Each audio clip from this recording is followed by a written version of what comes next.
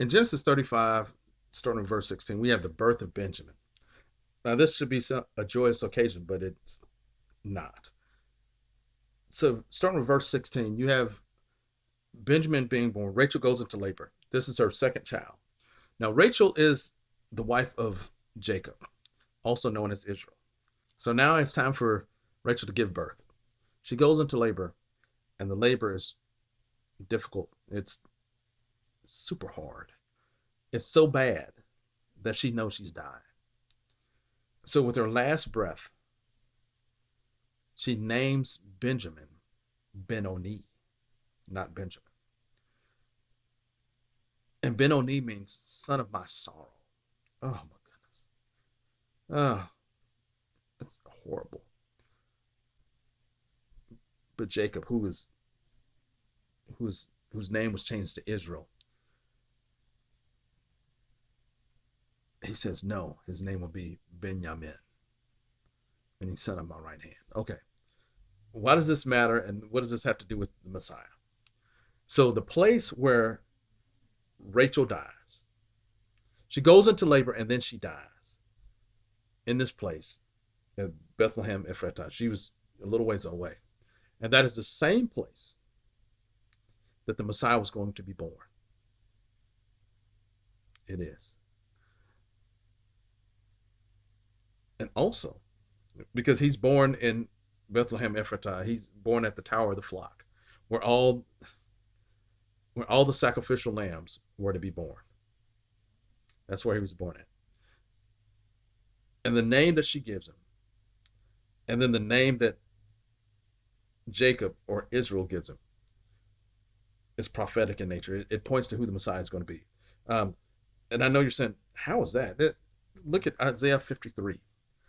Speaking of who this person is supposed to be, let's go to verse 3, saying that he's rejected by men. And then he's acquainted with sorrows. And if you keep reading, it says that he's going to take on our infirmities and our sorrows. That's what the Messiah is going to do. And where's he going to do this at? In the land of Benjamin. Oh my goodness. God is sweet. You see how he slips some things in and you don't even know it's there? And he does it with a smile. Okay, so in the land of Benjamin, that's the land of Jerusalem is in the land of Benjamin. That's where the Messiah is going to take on all of our sins, all of our grief, all of our infirmities. He takes all this stuff on his body.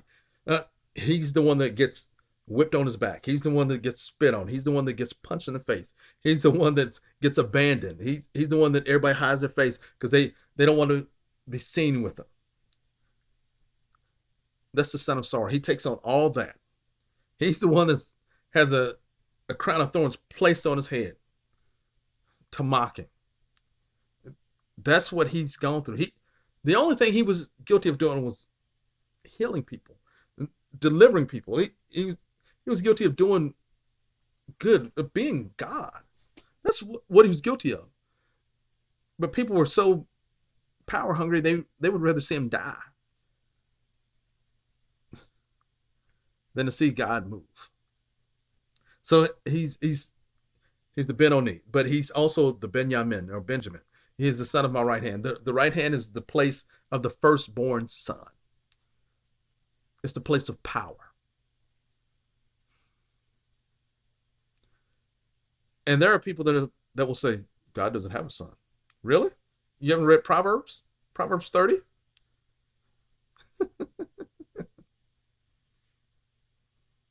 Right here it says he's got a son. Even David talks about that in Psalms 110.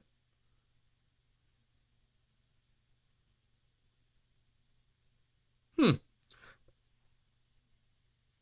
So this son, the one that sits at the right hand, he is able to speak on behalf of his father. He is to do business on behalf of his father. If he's over the age of 12, he can speak for his dad. Hmm. And what does Jesus do on behalf of his father? He comes to earth. And he offers salvation for free. It's not because of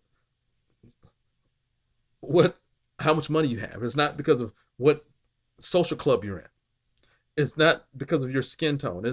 None of that even matters.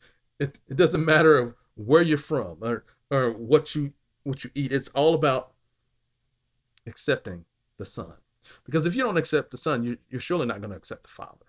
You can't go around the Son to get to the Dad. Mm-mm. Because the Son was sent on behalf of the Father. And this is all in the name of Benjamin and Benoni.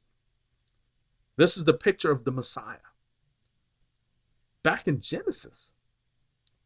Now, the funny part about all this, about Christ being Benjamin, being seated at the right hand of the Father, in John 1, we say, in the beginning was the Word, and the Word was with God, and the Word was God.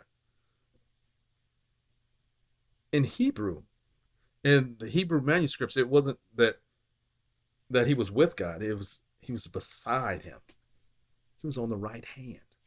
This was before the foundation of the world. That's who Christ was. And Paul talks about Jesus being at the right hand of the Father in Hebrews 12 and 2. Looking unto Jesus, the author and the finisher of our faith, who for the joy that was set before him endured the cross. He was the Benoni, despising the shame, the Benoni, and is set down at the right hand of the throne of God, the Benjamin. Oh, goodness. Not only was he the Benoni, the son of my sorrow and all this, but he was the Benjamin. He did what I told him to do. He obeyed even to the cross, even unto death. He took on all that sorrow, all that pain. Now he's seated at the right hand of the Father.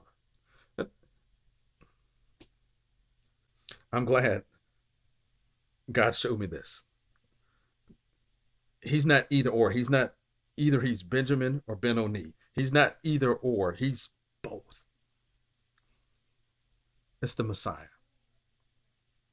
Benoni and Benjamin.